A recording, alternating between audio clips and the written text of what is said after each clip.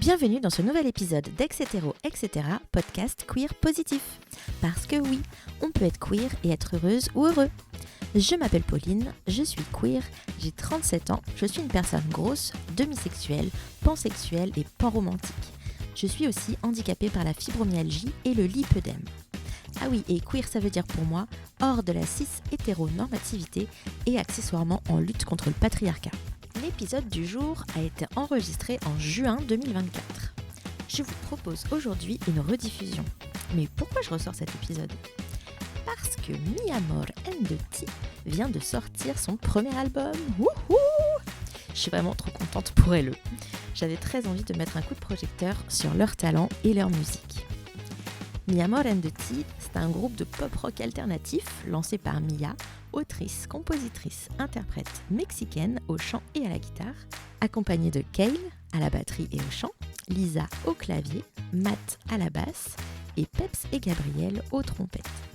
Leur univers se distingue par des chansons généreuses aux mélodies de voix et de trompettes qui marient énergie, mélancolie et vitalité à la façon si particulière du Mexique.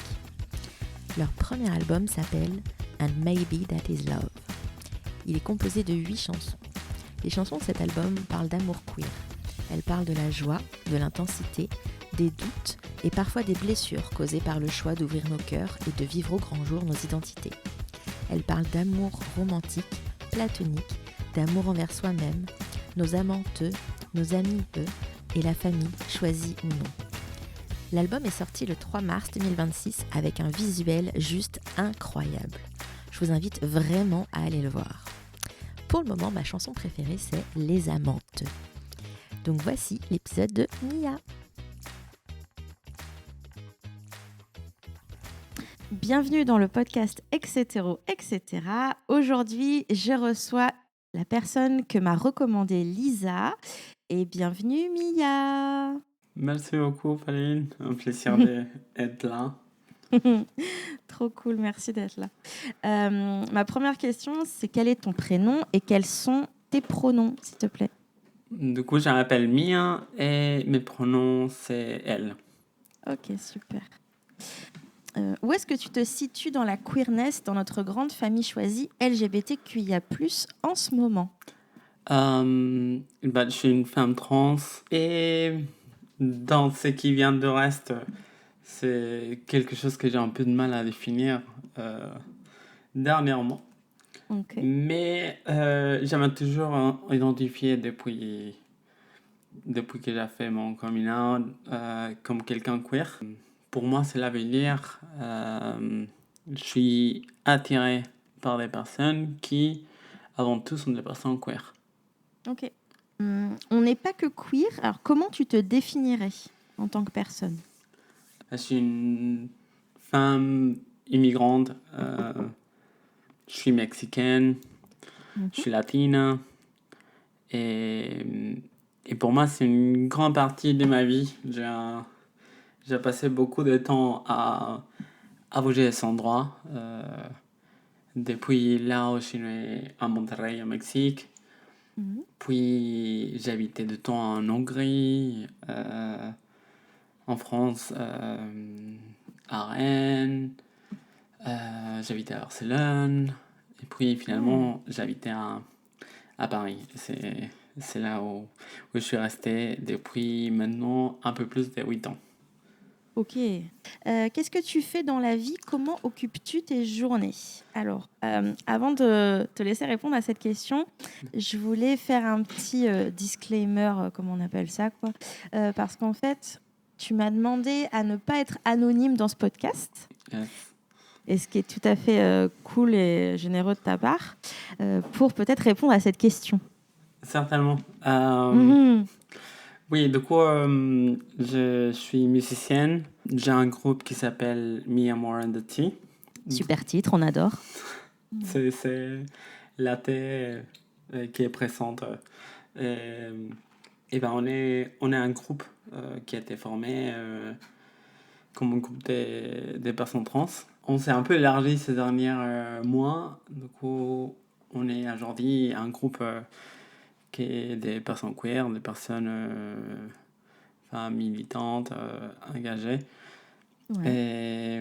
Et bon, dans mes journées, je coupe une grande partie, bien sûr, à nos répètes, à composer, à pratiquer à mon côté, musicalement. Mais aussi, je suis dans une école de musique à Paris. Mhm. Et du coup, je suis une formation de composition. Et, et du coup, c'est une grande partie de mes journées, soit aller à l'école ou travailler sur faire des projets. On a un peu de projets tout le temps. Du coup, c'est une partie qui prend pas mal de mes journées. Ah, tu m'étonnes. Et ça a l'air trop trop bien. J'ai écouté un petit peu, c'est vraiment déjà charmé. C'est très entraînant, c'est multilingue, que j'aime beaucoup. Ouais, Ouais. ouais, c'est un aperçu de ma tête. Ok. Ça fait tellement longtemps que j'habite en dehors du Mexique et ben en arrivant en France, je parlais pas français. Euh, Mm. du coup, dans ma tête, il y avait tout. Il y avait espagnol, il y avait anglais, et puis à fur et à mesure, j'apprenais français. Mm. Et du coup, dans ma tête, tout le temps, soit dans mes rêves ou dans mes pensées ou dans tout, il y a tout, un peu toutes les langues. Il y a un mélange. Et du coup, la musique, j'ai pratiquement toujours écrit en anglais. Et j'ai pendant très longtemps préféré favoriser l'anglais parce que pour moi, c'est une langue qui permet de dépasser le genre. Ouais. Et du coup, pendant une grande partie après, enfin, faire mon coming out à certaines personnes, etc., au point où je ne l'avais pas encore fait, j'ai favorisé l'anglais parce que ça me permettait de vivre ma vie sans avoir à mégenrer. C'est très très juste. Quelles sont tes passions et tu te ressources comment en dehors de la musique? Oui, j'aime beaucoup la cuisine. Ouais. Euh, j'ai fait mon mieux pour faire de la cuisine mexicaine adaptée à un régime vegan. Est-ce que tu Euh, es végane? je suis vegan depuis cette année et Ok. végétarien depuis 2 ans. Du coup, Ok. euh, la nourriture mexicaine pour moi, c'est une partie hyper importante en pensant à mon enfance ou pour me ramener un peu à ces soudeurs, à ces mémoires Mm. en mangeant dans l'enfance.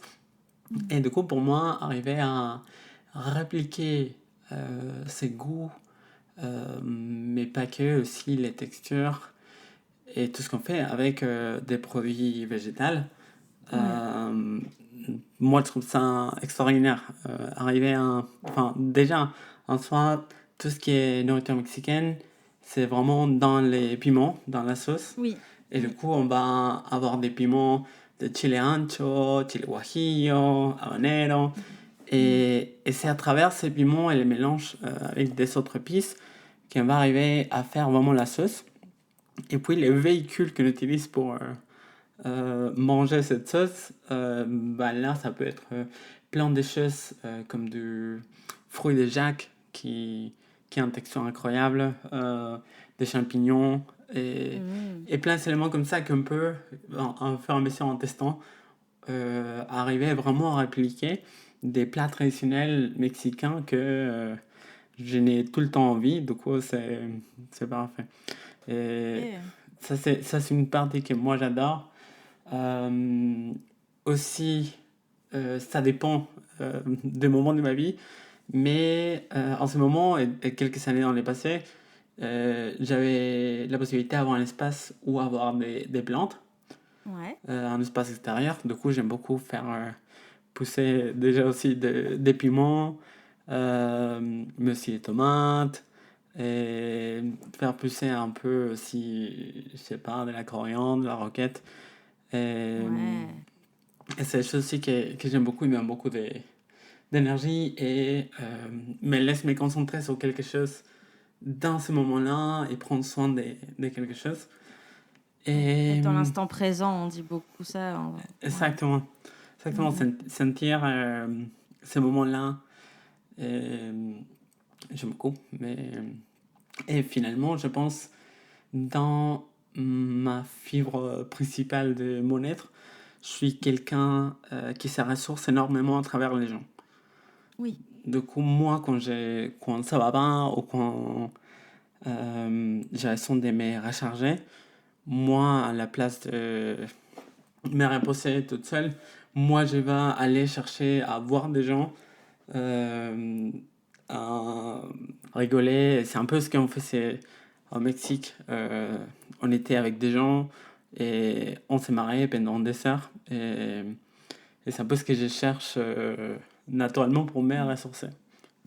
Pourrais-tu nous raconter ton coming in quand tu as compris ton identité de genre et ou ton orientation sexuelle? Je pense en soi, comprendre mon identité de genre, je pense que c'est quelque chose qui est toujours en cours. Ok. Euh, C'est pour ça que c'est intéressant de réfléchir à la question du en ce moment aussi, tu vois. oui. Ouais. Alors pour faire courte, oui. Oh, tu peux faire long, il n'y a pas de souci. Mais enfin aujourd'hui pour faire courte, oui, je m'identifie comme une femme trans. Mais je suis au courant que les gens ont une boîte de Pandora que on ouvre et on se pose plein de questions tout le temps. Et même, je pense que c'est quelque chose qui change en temps réel. Dès qu'on rentre dans un espace très masculin, par exemple, on va rentrer un 5 kebab, un falafel ou quoi, et là, c'est un espace assez masculin. Je pense que la façon dont mon expression des genres va venir va être différente qu'à un autre endroit. Plus dans mon coming, je pense dans mon enfance, j'avais compris qu'il y avait quelque chose de particulier. Je ne saurais pas mettre des mots à ce moment-là parce qu'il n'y avait aucune représentation. Je ne savais pas ce qu'était une personne trans. Même à l'époque, des personnes gays, il n'y avait pas beaucoup de représentation en dehors de ce qu'on voyait dans les médias qui souvent n'était pas positif. Et du coup, pour moi, il y avait cette notion de... Il y a quelque chose de particulier chez moi. Je sais pas ce que c'est, mais je pense que j'ai réussi à les cacher le reste de ma vie. Je pense que ça va aller. Et c'est beaucoup de ce que dans les EP qu'on a enregistrés avec mon groupe, c'est beaucoup des premières chansons, ça vient de cette notion de réussir à cacher en ayant une certitude que que je voulais quelque chose qui sortait des normes et qui sortait de ce qu'on attendait moi. Et j'ai un souvenir très, très clair. Je pense c'était avec Queen. Enfin, la chanson de I Want to Break Free. Et il y a Roger Taylor qui est en drag. Roger Taylor qui joue la batterie. Et j'en rappelle parce que Queen, moi j'étais en école religieuse. Et du coup, il n'y avait aucune acceptation de quoi que ce soit, mais il y avait du respect pour Queen quand même. Même moi je trouvais ça très, très intéressant parce que tous les staffs de l'école, des prêtres, des machins, de tout, ne respecteraient pas quelqu'un de gay, mais Queen, il y avait une admiration. Moi j'ai trouvé ça très, très intéressant. Mais du coup, dans les vidéos de Want to Break Free, il y a Two Queen qui est en drag. Et enfin, je me rappelle, en l'ayant vu avec des potes, que beaucoup d'entre eux étaient mal à l'aise ou se moquaient. Mais moi, j'avais un crush pas possible avec Roger Taylor, qui est le collaboratrice.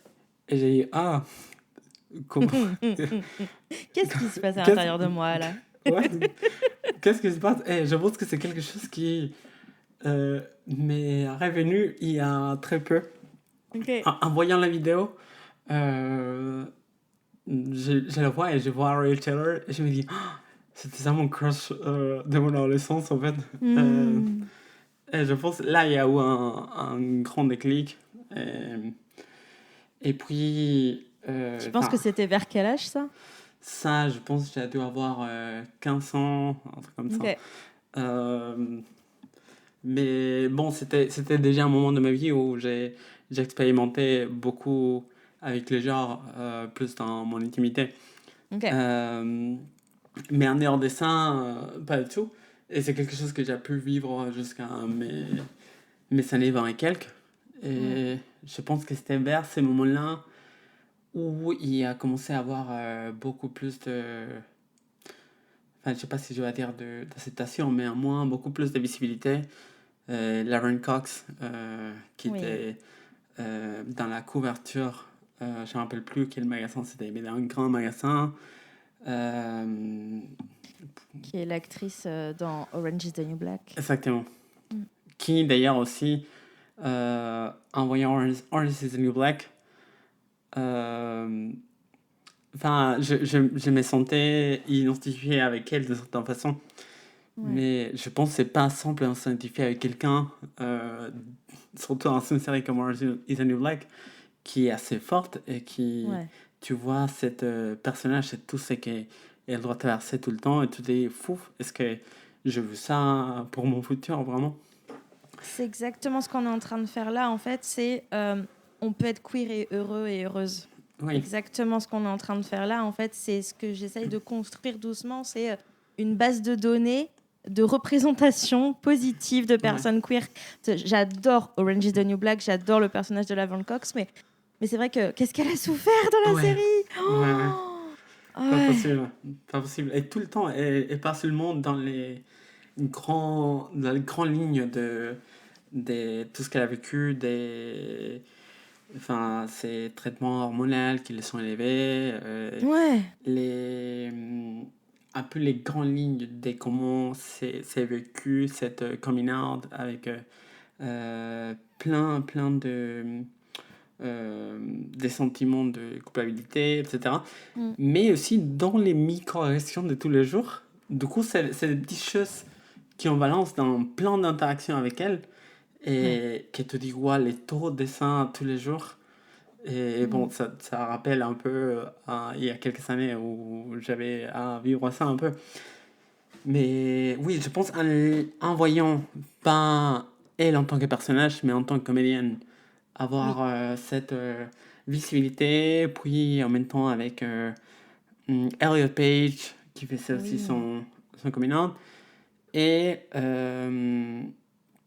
enfin, en m'approchant plus des espaces queer, espaces LGBT, je pense que j'ai pu voir moi-même ce qui est vraiment des personnes queer mm, et, et mettre la différence entre ce qu'on voyait dans la télé et dans les dramas et dans tout ça versus une personne qui en fait est trans et qui veut juste faire de la musique électronique dans son petit mm. cottage quelque part.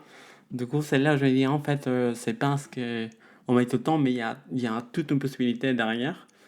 Ouais. Et voilà, je pense que ça aussi m'a beaucoup aidé à rentrer en terme avec mon identité. Est-ce que tu pourrais nous raconter quelques-uns de tes coming out positifs ou le plus positif? Je pense que j'ai pas trop de coming out. Enfin, Ouais. je sais pas trop. Euh, Mm. j'ai eu un peu la chance parce que j'avais quitté le Mexique. Et du coup, c'est-à-dire beaucoup de personnes avec qui j'ai grandi, bah, avec le temps, on arrête de parler. Parce que il y a différents horaires, il y a différentes vies. Et du coup, j'ai pas trop à faire cette venir avec des personnes qui a eu dans toute ma vie et de dire en fait je suis une femme trans, j'ai fait une transition, euh, mais c'était plus des amitiés d'un peu de plus court terme et que du coup pour les coups si ça se passait bien ou mal ben ça venait pas avec les mêmes points et du coup pour moi c'était plus juste rentrer dans cet espace queer et du coup il n'y avait pas besoin de faire un coming out parce que on était tout le monde des personnes queer. Et moi, notamment, j'avais beaucoup des amis trans. Et du coup, il n'y avait pas raison de faire cette combinaison. Est-ce que tu pourrais nous parler d'une relation amoureuse ou amicale positive? Comment cette personne te rend heureuse? Ma relation amoureuse avec ma partenaire, c'est quelque chose qui m'apporte énormément. Comment elle s'appelle? Elle s'appelle Candice. C'est Candice que j'ai rencontrée? Ouais. Oui. Et on est en couple polyamoureuse. Ok. Du coup, rentrer en syntonie avec quelqu'un de cette façon, c'est vraiment magique, ça apporte énormément. Et ça donne une possibilité de se réinventer à chaque fois et de continuer à se découvrir. Je pense que aussi, surtout pour des personnes trans, on n'a peut-être pas eu beaucoup des années de dater des gens ou de juste coucher avec des gens. Et je pense qu'une fois qu'on rentre dans cette transition où on est OK avec soi-même, ça permet de faire ça. Après, ça donne énormément. Ça donne un peu vivre ce qu'on n'a pas pu vivre pendant longtemps. Du coup... Ça fait combien de temps que vous êtes en couple polia? 200. Du coup, okay. depuis les débuts de notre relation. Et... Ok, vous avez commencé en polia direct. Oui, okay. J'étais ici en notre relation et puis j'ai rencontré Candice. Ok. Et comme elle, j'ai quelques partenaires qui m'apportent énormément dans ma vie. Ouais. Mais bon, aussi pour moi, les amitiés pour moi, c'est quelque chose qui me donne énormément. Et aujourd'hui, avoir un groupe de personnes, déjà de base, mon groupe, c'est aussi mes meilleurs amis. Et le fait qu'on soit, c'est ça aussi des personnes trans, ça nous permet des personnes trans et des personnes aussi étrangères en France, ça nous permet de prendre cet espace qu'on n'a pas dans notre quotidien d'être en dehors de notre pays. Et par exemple, on pense à toutes les festivités, à Noël, ou à tout ce qu'on va voir, parce qu'on va célébrer un peu tout. La fête d'indépendance mexicaine, je sais pas s'il y a une fête d'indépendance canadienne, mais je sais pas. Mais il y a le Thanksgiving qu'on fait pas, mais qu'au Canada ils le font. Oui, il y a un peu tout et être là pour nous et remplir cet espace, pour moi, c'est quelque chose qui donne énormément. Et moi, quand j'y pense, j'ai mal à la tête de penser que ces personnes, on s'est rencontrés par un grand hasard de la vie. Oui. Le fait que j'étais dans un bar à un moment précis, que j'ai parlé à quelqu'un, que j'avais fait pas tout le temps, mais que j'ai approché quelqu'un pour les parler. Et que puis de là, ça donne toutes ces années de complicité. Pour moi, de me dire, mais qu'est-ce qui serait passé si j'aurais pas été à ce moment-là, dans cette mood-là de parler avec quelqu'un. Et de penser à ça, ça me donne un peu de mal de tête.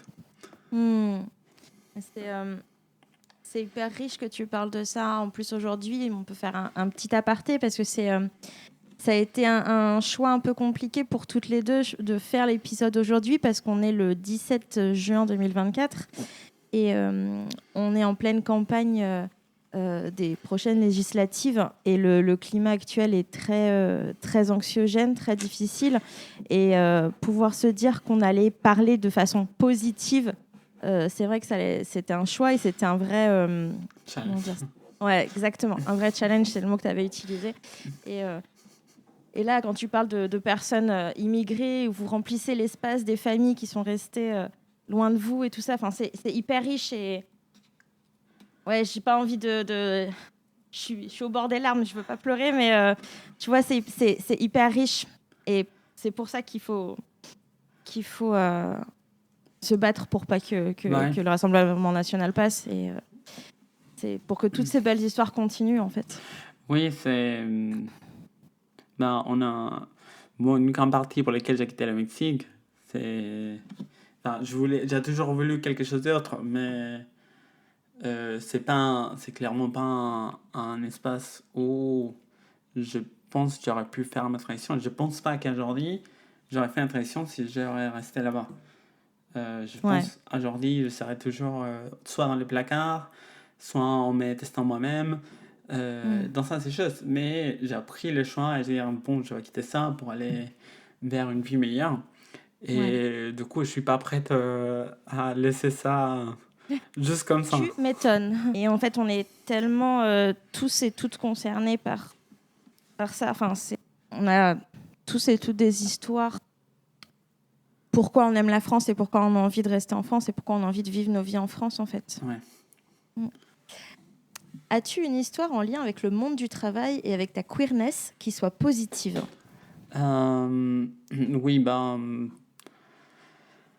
je pense qu'il y a une division un peu entre mon monde de travail actuel et mon monde de travail dans le passé. J'ai quelques bonnes expériences plus dans le passé. Je me rappelle, je pense que c'était début Covid, où on était déjà un peu avancé. Moi, je pense, en freelance. Du coup, je travaillais à mon côté. Et j'en ai des cours aussi, j'étais prof. Okay. Et t'étais prof de quoi ? J'étais prof de design. Ok. Et aussi, c'est quelque chose que, par exemple, vivre ma transition, j'ai dû faire ça jour à jour devant des étudiants. Ce qui n'est pas toujours évident. Je pensais. Mais franchement, si quelqu'un m'a surpris, c'était les étudiants. Enfin, l'administration, pas toujours génial. Mais les étudiants ont tout de suite capté, ont tout de suite compris. Et on m'a commencé à genrer correctement tout le temps. C'était madame et pour moi. Bien. Oui.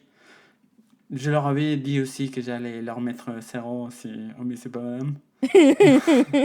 J'adore. Ça a fait marcher. Non, c'est sûr que ça marche bien. Non, moi je sais pas tout. Je me sentais pas tout d'un côté dans lequel je pouvais demander quoi qu'elle soit, parce que si pareil, il n'y avait pas beaucoup de répétition.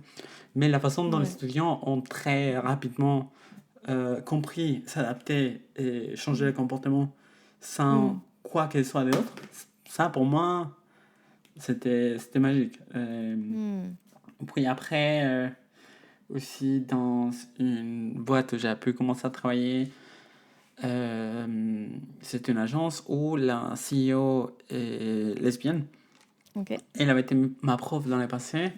Et puis on est soigné ensemble dans sa école. Et elle avait lancé sa boîte. Et du coup, elle m'avait engagé. Et j'ai dit, écoute, moi, j'avais fait une transition. Et j'étais dit maintenant parce qu'on travaille avec des clients tout le temps. Et je préfère j'avais aucun besoin de faire ça. Mais moi, pour me protéger moi-même, je préfère que tu saches, moi, je peux rester dans mon freelance ou quoi. Et elle était hyper accueillante. Elle me dit, mais en fait, moi, en tant que patronne,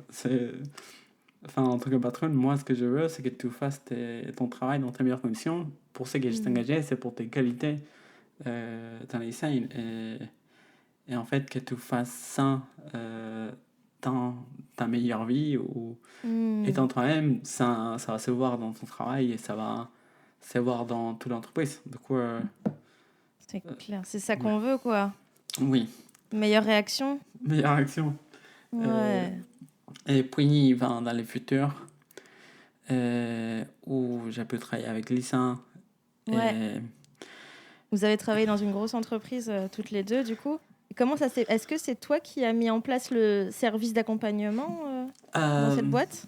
Moi, j'avais un peu par hasard, j'avais trouvé un peu à la tête des sons de service LGBT, je sais pas comment ça s'appelle, mais c'était un peu un plus de mon travail. Ok. Et rapidement, j'ai un peu commencé à aider un peu parce que il n'y avait pas beaucoup de femmes trans. Il y avait beaucoup de choses qui étaient mises en place. Par exemple, il y avait cette guide de transition que puis j'ai pu revoir de mon côté, de lire et voir qu'en fait, il y a beaucoup de choses qui sont clairement faites par des personnes cis. Et dire non, mais en fait, c'est pas ok ça. c'est pas comme ça que ça marche. C'est pas genre du jour au lendemain, on est genre hey. Enfin, on peut pas forcer les gens à faire ça.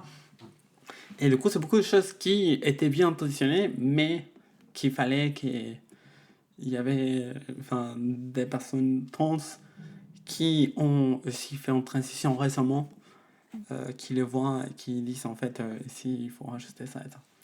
Ouais. Et oui, enfin, j'ai pu travailler là quelques temps. Et c'est assez gratifiant de pouvoir voir l'impact des choses dans des vraies personnes.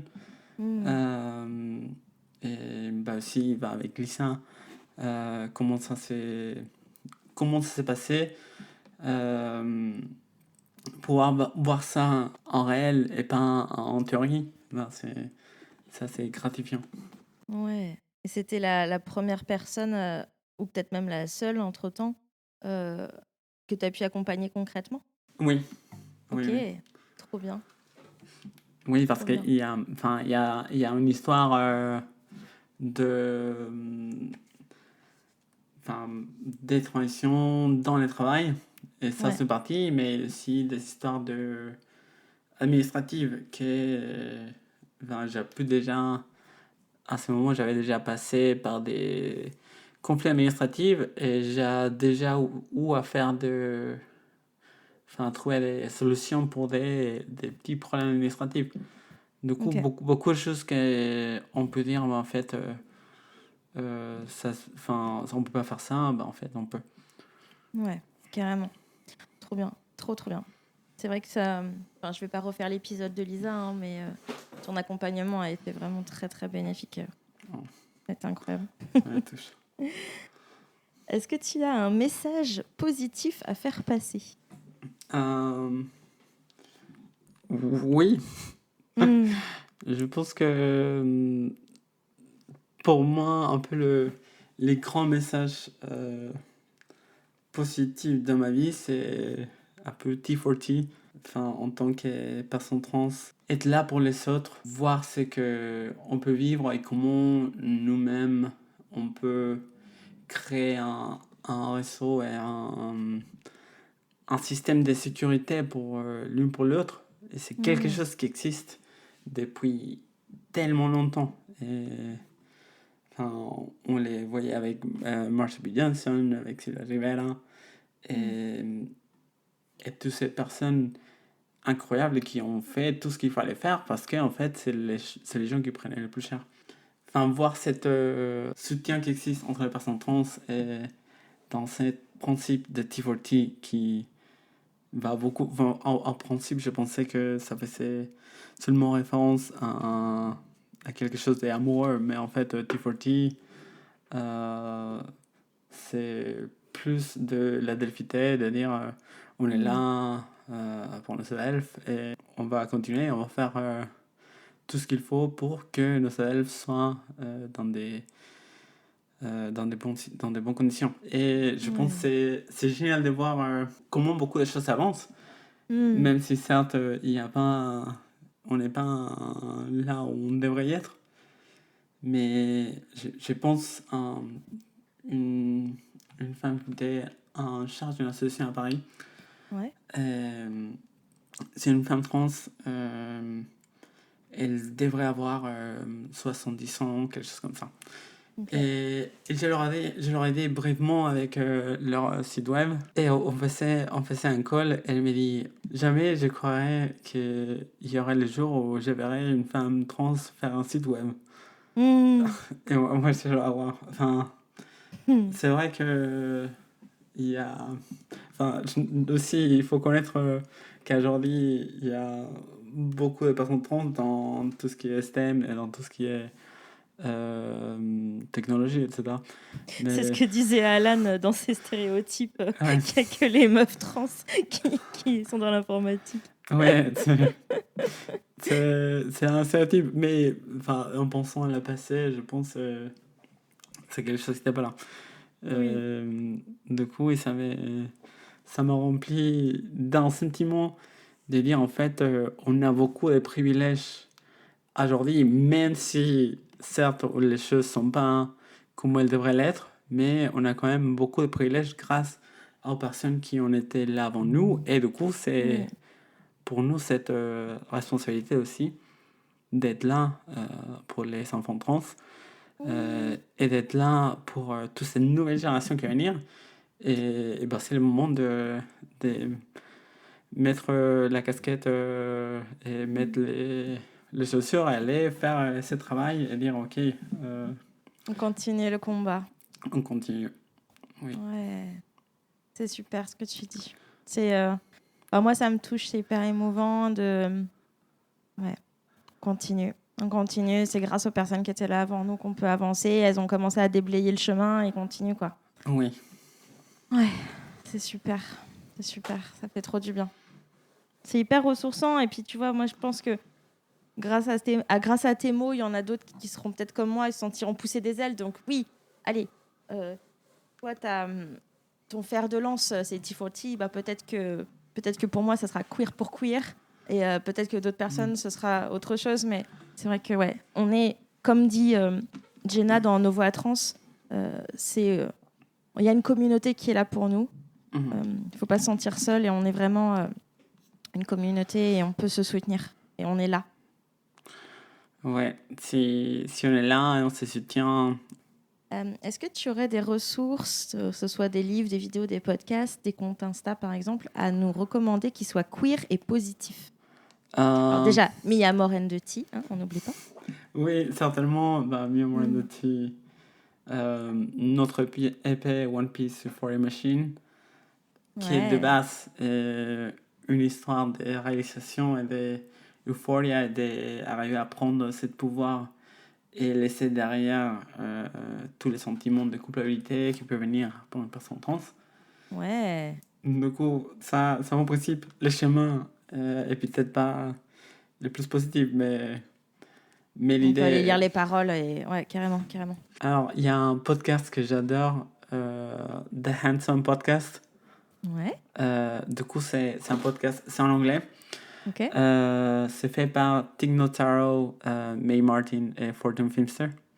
ok. Et c'est vraiment hilarant. Moi, tous les mardis, j'adore parce que c'est trois personnes queer des différents schémas dans leur vie. Il y a Ok. Tig Notaro qui est enfin, une légende lesbienne qui a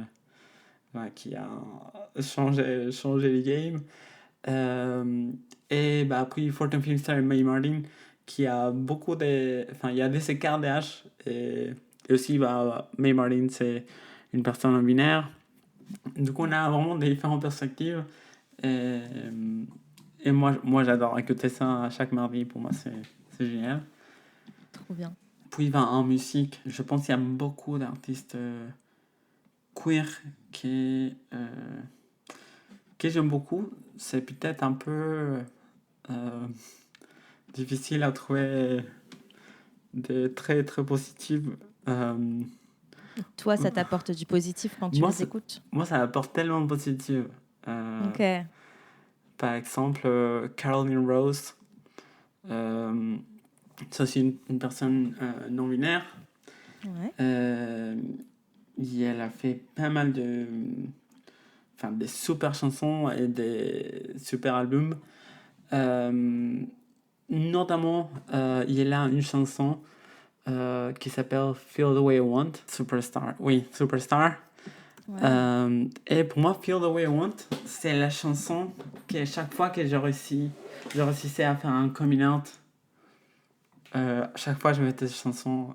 Pour moi, après, c'était genre Feel the Way I Want. Et moi, je me disais, ah ouais, let's go.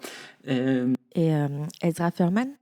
C'était une grande inspiration et ça donnait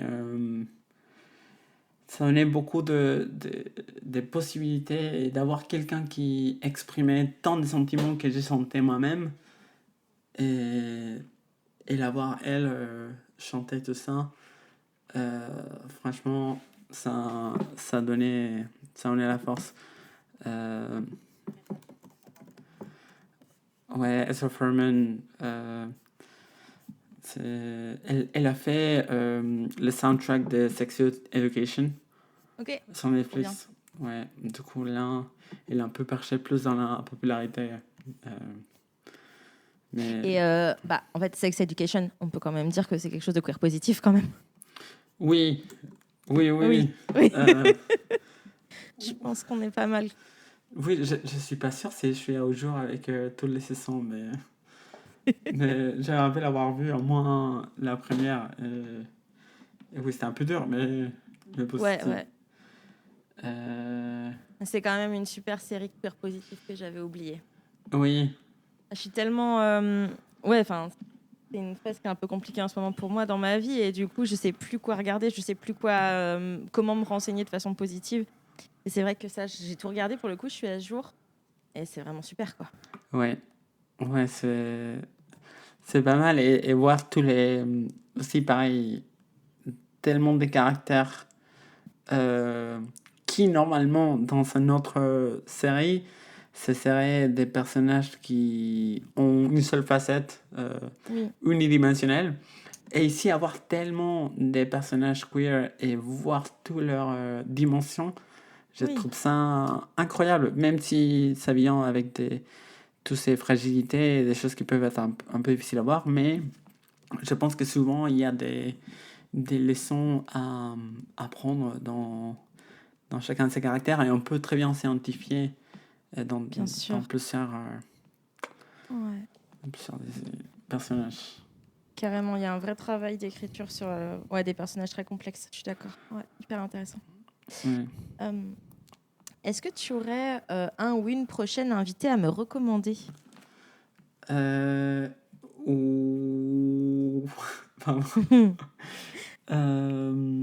Mince. Celle-là, je m'avais laissé la tâche de trouver quelqu'un. Il n'y a pas de souci. Margot, elle nous a dit qu'elle était intéressée par faire parler quelqu'un d'une situation en polyamour. Donc, je suis très contente parce que tu vas être une double recommandation. Tu es la recommandation de Lisa, mais aussi une recommandation de Margot sans le savoir. Mais est-ce que peut-être tu aimerais entendre une situation plus qu'une personne ? Plus de personnes migrantes, racisées, je pense. Ouais, des personnes racisées, queer, c'est... Vincent, encore une fois, c'est pas une personne qui est que ça, bien sûr. Mais effectivement, ce serait intéressant de faire parler cette personne. Ok. Margot qui m'a demandé de rajouter une dernière question. Du coup, est-ce que tu veux faire passer un merci à un ou une inconnue ? Une situation que tu as vécue avec quelqu'un que tu ne connaissais pas, peut-être une première rencontre ou quelqu'un que tu ne connaissais pas, que tu ne reverras jamais, et tu as une anecdote et tu as envie d'en parler. Oui. C'est pas tout à fait une inconnue, mais il y a plusieurs années, j'étais en mission dans une école et du coup, je devais faire des interviews à plein de personnes. Moi, c'était au début de ma transition sociale. Du coup, j'étais assez discrète avec ma présentation. C'était une présentation assez à genre 10 ans. Et bien sûr, un peu comme tout le temps, on met genre pas correctement. Moi, je sais rien dire. du coup, j'étais dans cette cercle négatif. Mais du coup, j'ai interviewé une professeure et ça s'est super bien passé. Elle était géniale. Et puis après, on a en réunion avec tous les gens que j'ai interviewés.